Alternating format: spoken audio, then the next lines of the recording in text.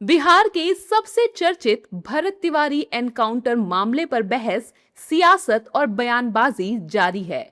इस बीच भरत तिवारी की postmortem report भी आ गई है। पोस्टमार्टम रिपोर्ट के मुताबिक भरत तिवारी को कुल 5 गोलियां लगी थीं। पोस्टमार्टम रिपोर्ट सामने आने के बाद पुलिस की थ्योरी पर फिर सवाल खड़े होने लगे हैं। दरअसल भरत तिवारी के एनकाउंटर में मौत के बाद उनकी मां ने दावा किया था कि पुलिस ने शुरुआती तौर पर भरत तिवारी को 2-3 गोली लगने की बात कही थी। हालांकि अब जो पोस्टमार्टम रिपोर्ट में खुलासा हुआ, उससे भरत तिवारी की मां के मुताबिक पुलिस की कहानी बिल्कुल अलग है। पोस्टमार्टम रिपोर्ट के अनुसार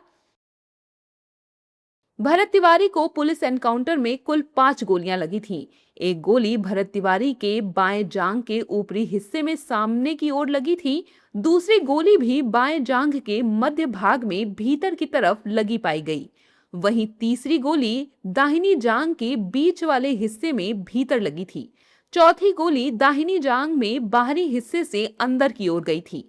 इसके अलावा पांचवी गोली बाएं पैर के मध्य भाग में पीछे की तरफ से लगी थी। मामले पर जमकर राजनीति भी हो रही है। यूपी कांग्रेस के प्रदेश अध्यक्ष अजय राय पीड़ित परिवार से मिलने बिटौली गांव पहुंचे। उन्होंने भरत तिवारी के माता-पिता समेत अन्य परिजनों से मुलाकात कर उन्हें सांत्वना दी और सरकार पर निशाना साधा। वहीं जबकि बक्सर के कांग्रेस के पूर्व विधायक मुन्ना तिवारी ने भी पोस्टमार्टम रिपोर्ट के बाद पुलिस की कार्रवाई पर सवाल खड़े किए हैं।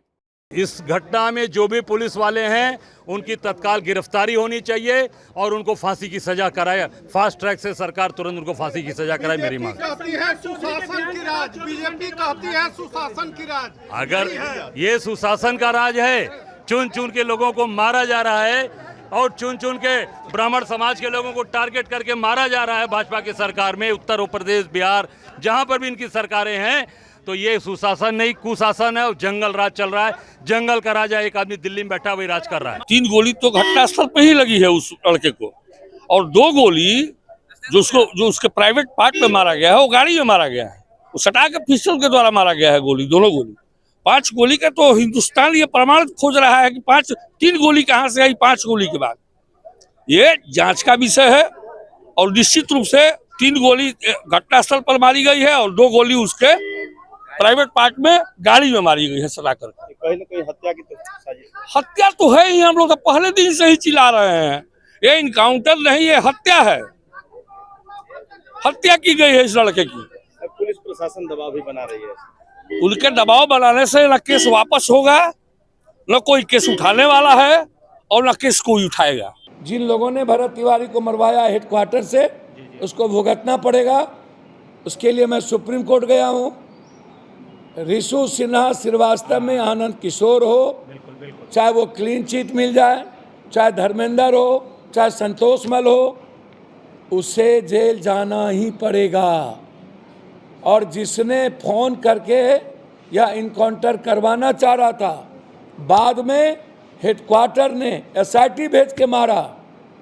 गलत DSP और थानेदार को सस्पेंड किया गया है।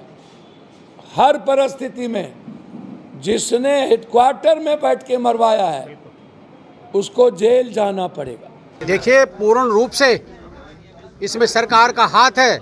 और जो सिटिंग जज की इंक्वायरी की बात करी है, सिटिंग जज की इंक्वायरी क्या होती है? सिटिंग जज तो भाई आपने सबने पता है, कोई MLC ले जाए, रिटायर्ड जज, कोई MLC बन जाएगा, कोई राज्यसभा चला जाएगा।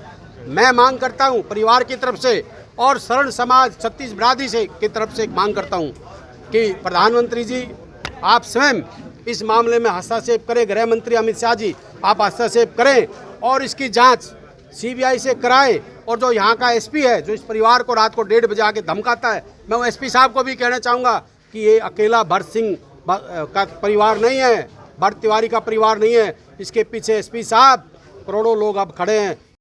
इधर भोजपुर जिले के शाहपुर प्रखंड के बिलौटी भरत तिवारी एनकाउंटर मामले में महापंचायत के संयोजक ने चेतावनी दी और कहा है कि आरोपी पुलिसकर्मियों की अगर गिरफ्तारी नहीं होती है तो 30 जून को एक बैठक के बाद विधानसभा का घेराव करने का काम किया जाएगा।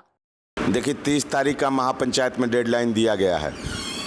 30 तारीख के अंदर जो भी दोषी पुलिसकर्मी हैं जिनके ऊपर FIR हुआ है अगर सरकार उनकी गिरफ्तारी नहीं करती है तो 30 तारीख के दिन यानी उसके श्राद्ध के दिन ये घोषणा की जाएगी कि अगली महापंचायत किस तारीख को है और अगला घेराव विधानसभा का किया जाएगा।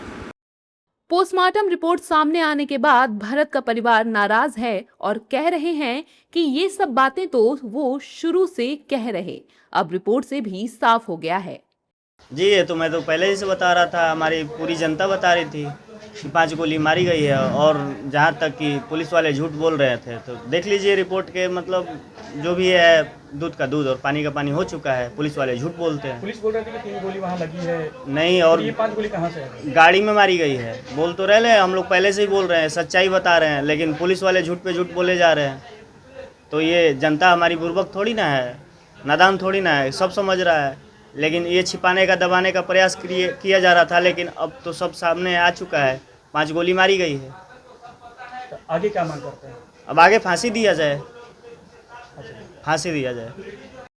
हालांकि भरत तिवारी की मां आशा देवी के अनुसार शुरुआत में ये कहा गया था कि उनके बेटे को 2 से 3 गोलियां लगी थीं, लेकिन अस्पताल पहुंचने के बाद शरीर पर अधिक गोलियों के निशान होने की बात सामने आई थी। परिवार वाले शुरू से ही ज्यादा गोलियां लगने की बात कह रहे थे और पोस्टमार्टम रिपोर्ट के सामने आने के बाद माहौल गर्मा गया है।